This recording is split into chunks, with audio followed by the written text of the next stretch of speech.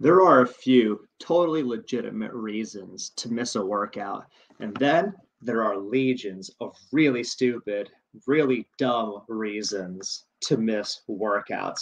And as coaches, we've heard them all. In this third episode, this third installment of the series, we'll reveal three more pretty poor reasons to skip a workout so you know and you can avoid falling into these traps yourself. Tune in and take notes. Welcome to the CrossFit Edwardsville Community Podcast, where we hear and learn from our coaches, CrossFitters, and Glen Ed community leaders. Now, here are your hosts, Dallas and Greg.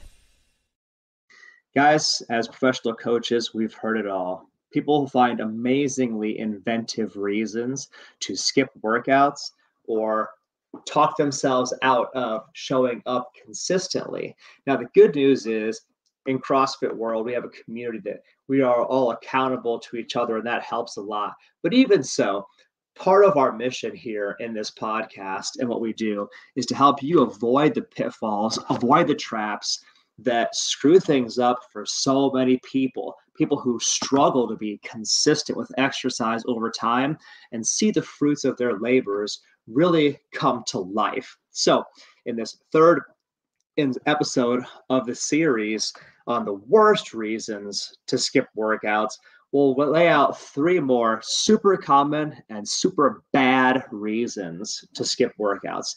Let's launch right into it. Number one is overestimating the need for rest. This is a really, really common one. Rest is important and sleep is important, but skipping workouts because you think every minor ache or tiredness requires you to take the day off is generally unnecessary. Learning the difference between needing recovery and avoiding discomfort is really important. And along this topic too, there's a difference between ouch, ouch, this hurts, and this is uncomfortable. Things in the gym that make you uncomfortable are often the greatest things for your health and your fitness. And that is a different experience and feeling than ouch, ouch, this hurts. Ouch, ouch, this hurts can be a sign something is wrong, and you should not necessarily push through that. Ouch, ouch, this hurts, pain is often a sign we're doing something wrong, we should change that, versus things that make you very, very uncomfortable.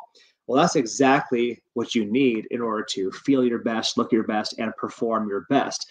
So many people are running away from this imaginary monster of overtraining. And an example I love to cite, I have a good friend who was exercising 3 times a week. And I was like, this is great. But he had kind of gotten to a sticking point in terms of his progress. And I told him, you should level up to exercising 6 days a week, having 6 dedicated exercise days. And his initial reaction was, dude, I don't want to die because of exercising. I don't want to exercise to death. What's crazy is a few months later now, he's been exercising for 6 days a week, and his mood, his affect, his personal happiness, his sense of peace, his sense of progress, his trajectory is all significantly improved. He feels so much better. He's doing so much better. He's seeing PRs in terms of strength. His energy is great. He's keeping up in ways he never could before. And all this is because he stopped running away from this imaginary monster of overtraining. Few people that have full-time jobs can overtrain. It's pretty difficult to do if you're also juggling a job, a spouse, kids, as most of us are. The idea of overdoing it in terms of exercise is probably a fallacy. It's probably not something you could even do because you already have enough things that are creating safe boundaries to keep you from overdoing it, especially if you have a coach in the CrossFit gym. So overestimating the need for rest, overestimating the need for rest days, number one on our list for today. Let's go to number 2, an all or nothing mindset. Skipping your workout because you don't have time for a full workout can be harmful. Even a short or a light workout is often better than doing nothing. A mantra that I espouse and I try and share with all of our CrossFitters is that it's always better to modify than miss your workout.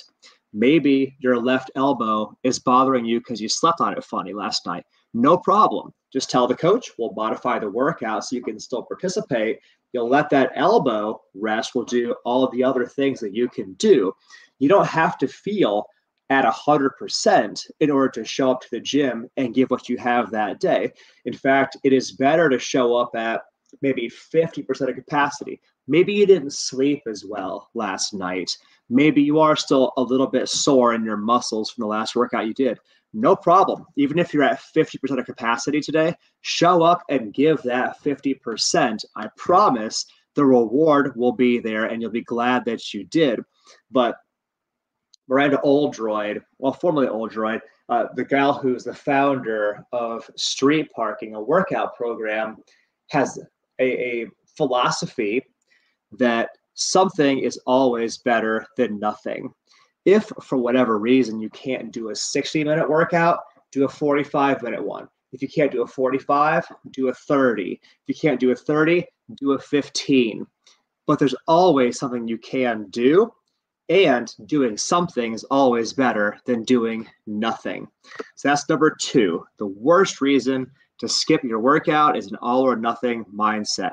And our third terrible reason to skip a workout for the day is waiting for perfect conditions. So many people have this mental construct. They need a certain set of circumstances. They need a lot of things to go right. I need to not have to work late at work. I need my kids to be all ducks in a row. Expecting the ideal weather, ideal mood, ideal time is unrealistic. It is always better to adapt your workout to the circumstances you have than wait for everything to align. This came to a head for me last week. I had a long run scheduled, and just so happened the weather for that day was a constant state of downpour all day long.